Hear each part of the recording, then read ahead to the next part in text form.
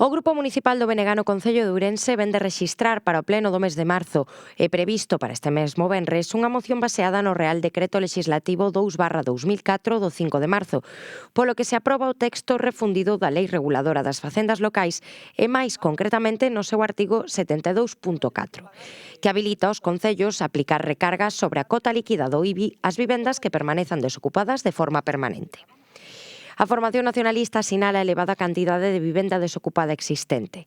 No caso da cidade de Ourense, estimase que ao redor de 15.000 vivendas, o 21% do total, permanecen baleiras, unha cifra que evidencia un aproveitamento ineficiente do parque residencial.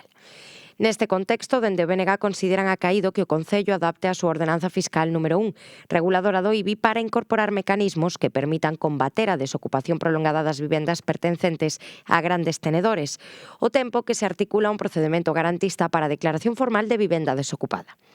A proposta nacionalista consiste en modificar a actual ordenanza e incorporar con efectos dende 1 de xaneiro de 2027 recargas sobre a cota líquida do imposto para inmobles de uso residencial que pertenzan a titulares de 4 ou máis inmobles de uso residencial e que se atopen desocupados con carácter permanente e sen causa xustificada por un período superior a 2 anos.